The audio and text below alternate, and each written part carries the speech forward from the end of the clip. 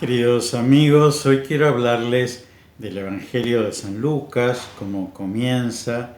Él lo habría escrito tomando los datos de la propia Virgen María, a quien habría conocido en Éfeso en esos últimos 9 años de su vida.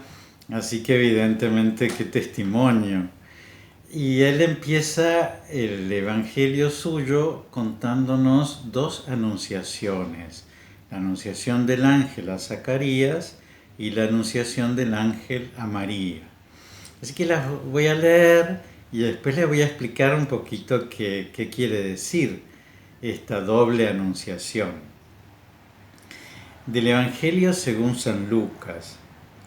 En tiempos de Herodes, rey de Judea, había un sacerdote llamado Zacarías, de la clase sacerdotal de Abías.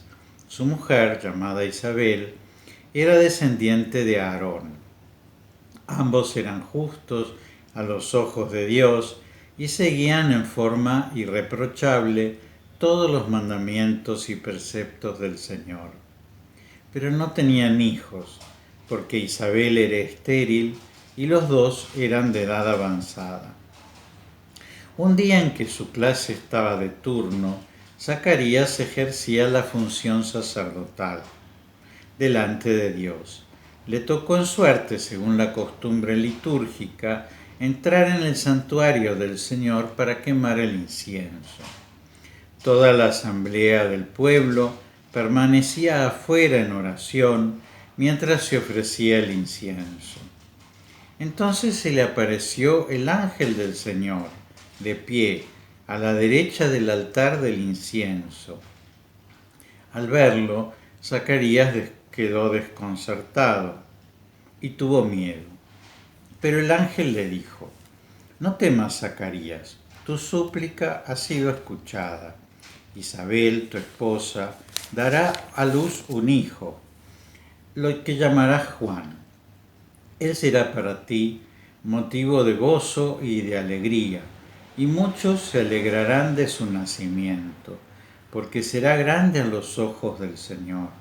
No beberá vino ni licor, y estará lleno del Espíritu Santo desde el seno de su madre, y hará que muchos israelitas vuelvan al Señor su Dios. Precederá al Señor con el espíritu y el poder de Elías para reconciliar a los padres con sus hijos y atraer a los rebeldes a la sabiduría de los justos, preparando así al Señor un pueblo bien dispuesto». Pero Zacarías dijo al ángel: «¿Cómo puedo estar seguro de esto? Porque yo soy anciano y mi esposa es de edad avanzada». El ángel le respondió: «Yo soy Gabriel, el que está delante de Dios, y he sido enviado para hablarte y anunciarte esta buena noticia. Te quedarás mudo, sin poder hablar hasta el día en que sucedan estas cosas, por no haber creído en mis palabras, que se cumplirán a su debido tiempo». Mientras tanto, el pueblo estaba esperando a Zacarías, extrañado de que permaneciera tanto tiempo en el santuario. Cuando salió, no podía hablarles, y todos comprendieron que había tenido alguna visión en el santuario. Él se expresaba por señas porque se había quedado mudo. Al cumplirse el tiempo de su servicio en el templo, regresó a su casa. Poco después, su esposa Isabel concibió un hijo y permaneció oculta durante 5 meses. Ella pensaba: «Esto es lo que el Señor ha hecho por mí cuando decidió librarme de lo que me avergonzaba ante los hombres». Bueno, y inmediatamente después de este relato, en el que nos anuncia el ángel que Isabel, siendo estéril y ya de edad avanzada, va a dar a luz un hijo que va a ser Juan el Bautista, viene otro relato que nos dice así: «El ángel Gabriel fue enviado por Dios a una ciudad de Galilea llamada Nazaret, a a una virgen que estaba comprometida con un hombre perteneciente a la familia de David, llamado José. El nombre de la virgen era María. El ángel entró en su casa y la saludó diciendo: «Alégrate, llena de gracia, el Señor está contigo». Al oír estas palabras, ella quedó desconcertada y se preguntaba qué podía significar ese saludo. Pero el ángel le dijo: «No temas, María, porque Dios te ha favorecido. Concebirás y darás a luz un hijo, y le pondrás por nombre Jesús. Él será grande y será llamado Hijo del Altísimo. El Señor Dios le dará el trono de David, su padre, reinará sobre la casa de Jacob para siempre, y su reino no tendrá fin». María dijo al ángel: «¿Cómo puede ser eso, si yo no tengo relación con ningún hombre?». El ángel le respondió: «El Espíritu Santo descenderá sobre ti, y el poder del Altísimo te cubrirá con su sombra. Por eso el niño será llamado Santo, y será llamado Hijo del Altísimo. También tu parienta Isabel concibió un hijo a pesar de su vejez, y ya se encuentra en su 6º mes, porque no hay nada imposible para Dios». María dijo entonces: «Yo soy la servidora del Señor, que se haga en mí según tu palabra». Y el ángel se alejó. Palabra del Señor. Gloria a ti, Señor Jesús. Queridos hermanos, en el pueblo de Israel, en la literatura israelita, piensen hace 2000 años, hay un recurso literario que se llama paralelismo. Ese paralelismo puede ser sintético cuando nos cuenta 2 veces la misma historia con una metáfora distinta, o puede ser antitético, que es cuando nos cuenta una historia que es similar, pero que en un momento se bifurca. Bueno, estas 2 anunciaciones corresponden a esto que les digo de el paralelismo antitético. No es que esto no pasó, es decir, esto pasó. Lo que pasa es que el pueblo de Israel no le importaba contar la historia al modo en que nosotros la contamos actualmente, como un relato de hechos. En tal año hubo tal guerra que la ganó tal cual. Sino que ellos lo que querían era contar una historia real, pero a los ojos de Dios. Es decir, que quiso enseñarnos Dios, ese Dios que está con nosotros, que nos libró de la esclavitud de Egipto, que abrió el Mar Rojo para que nosotros pasáramos, que nos alimentó en el desierto, que nos llevó a la tierra prometida. Es decir, al israelita, en una historia que es verdadera, quiere una verdad moral, ¿no es cierto?, una moraleja. Es decir, que Dios nos enseña en la historia cómo es la cosa.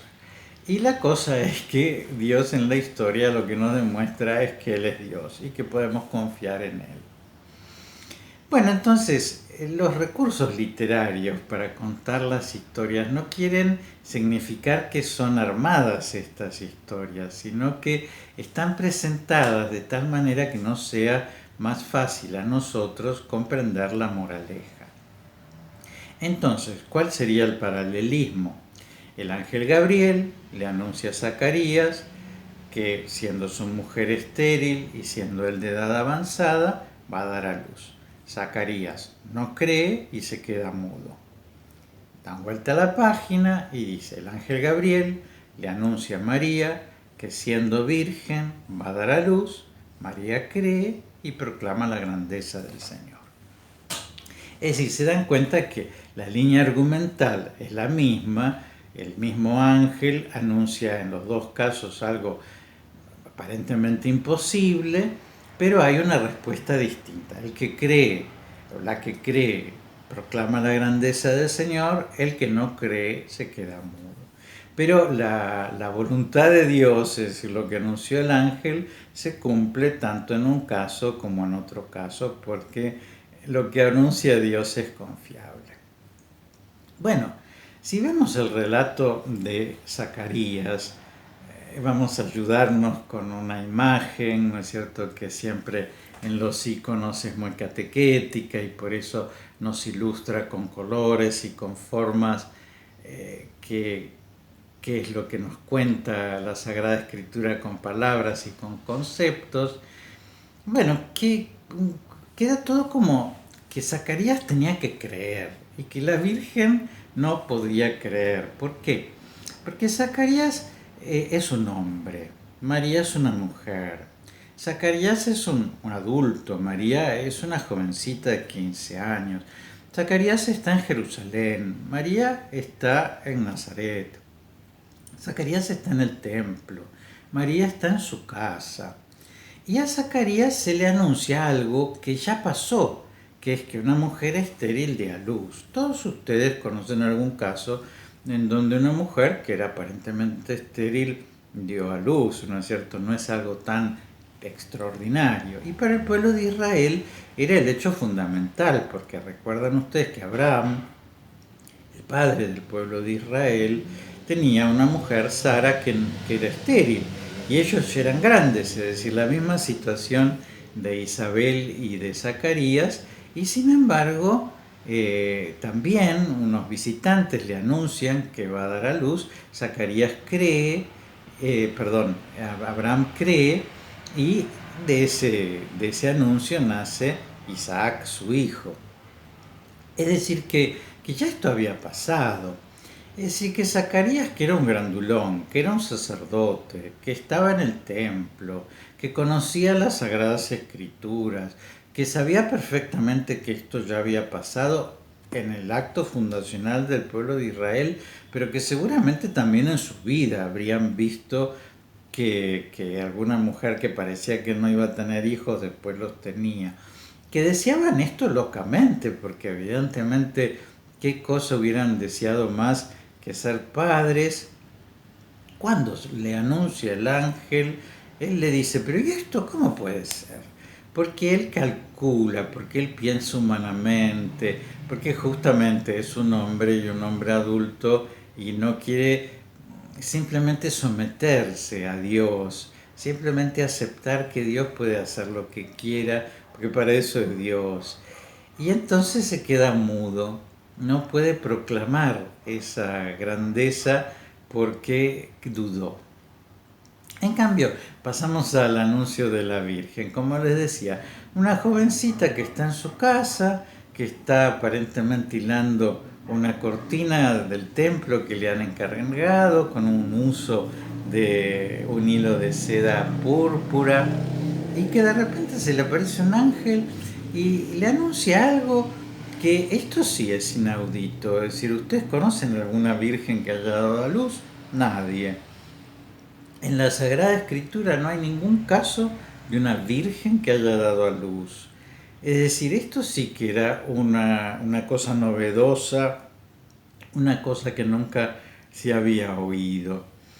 Y entonces María, ya les digo, que era tan jovencita, que ciertamente debía tener una formación, y si fue preparada en el templo, esa formación podía ser muy sólida, que ciertamente al no tener pecado original tenía una inteligencia muy lúcida, porque no estaba esa inteligencia sometida al error y a la ignorancia, que son como consecuencias del pecado original.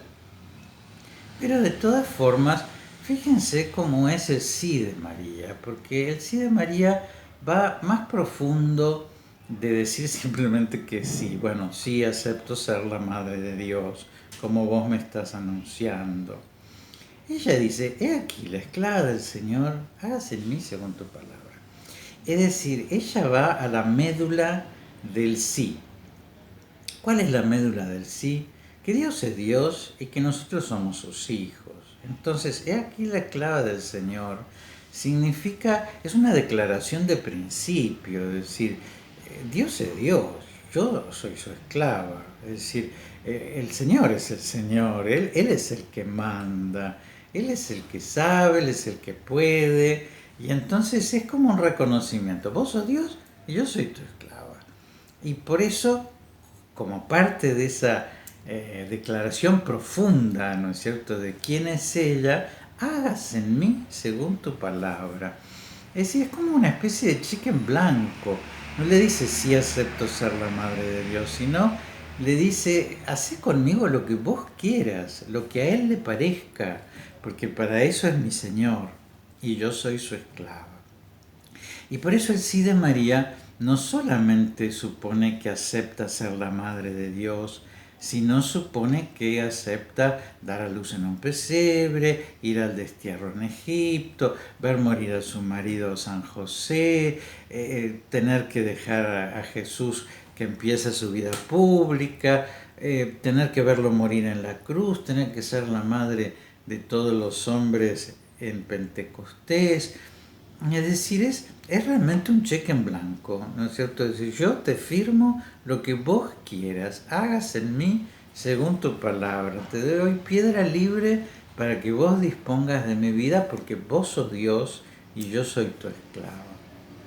Bueno, evidentemente, cuando uno pone un relato sobre el otro y encuentra que este Zacarías tiene todas las de ganar y María tiene todas las de perder, y sin embargo Zacarías dice que no y María dice que sí, se da cuenta qué maravilloso es el sí de María.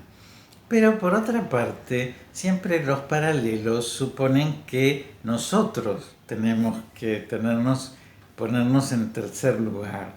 Y vos, cuando el ángel te dice algo aparentemente imposible, ¿cómo respondes? ¿Como María o como Zacarías? Entonces, el Evangelio, ¿no?, que es la buena noticia, ¿no?, que de ahí viene angelos, ¿no? Evangelio, ángelos, eu es bueno y ángelos es mensajero, ¿no?, el buen mensaje. Cuando el Evangelio me dice perdona 70 veces 7, ¿qué hago? ¿Creo o no creo? ¿Perdono 2 o perdono 70 veces 7?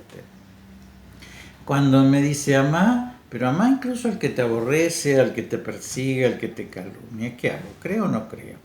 ¿Amo o no amo? ¿O amo solo al que me ama?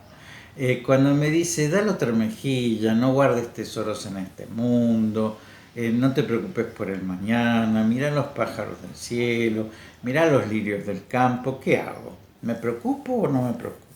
¿Guardo tesoros o no guardo tesoros?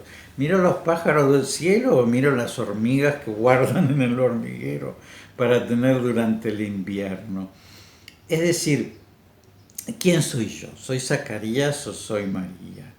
Empiezo a calcular a ver si esto que me dice Jesús va a pasar y es más o menos coherente, o le firmo un cheque en blanco a Dios como hace María para dejar que Él haga lo que quiera. Ahora, bueno, las dos historias terminan bien, ¿no es cierto? Isabel es madre de Juan el Bautista, María es madre de Jesús. Dios realiza su palabra, Dios es confiable, lo que Él dice se cumple. Pero fíjense ustedes, es decir, fíjense si María hubiera dicho que no. No, yo tengo otros proyectos, yo estoy pensando en vivir de otra forma. Imagínense lo lindo que es dejar que Dios nos escriba la vida. Porque ¿qué es lo que hace Dios con la vida de María? No la destruye, sino que la potencia al infinito. María es madre de todos los hombres, es la reina de los ángeles, es la medianera de todas las gracias. María es la hija amada del Padre, es la esposa del Espíritu Santo, es la madre de Jesucristo. Es decir, evidentemente, por buenas cosas que hubiera hecho María con su vida, hizo un buen negocio cuando le dijo a Dios, ¿sabes qué? Haz lo que vos quieras conmigo, porque para eso sos vos Dios y yo soy tu esclava. Entonces, esta moraleja viene a decirnos a nosotros, ¿saben qué? Cuando Dios nos pide algo y eso nos parezca que es difícil, nos conviene confiar en Él y no medir ni calcular nosotros, porque cuando le firmamos un cheque en blanco a Dios, Dios hace con nuestra vida lo mejor que nos puede pasar. Así que escuchemos el ejemplo de María, tratemos de que ese tercer paralelo que es nuestra vida se ponga en esa dimensión, ¿no es cierto?, de decir que sí y de no decir que no, para que también nosotros no nos quedemos mudos, sino que podamos proclamar la grandeza del Señor. Les doy la bendición, que Dios los bendiga y los proteja en el nombre del Padre y del Hijo y del Espíritu Santo.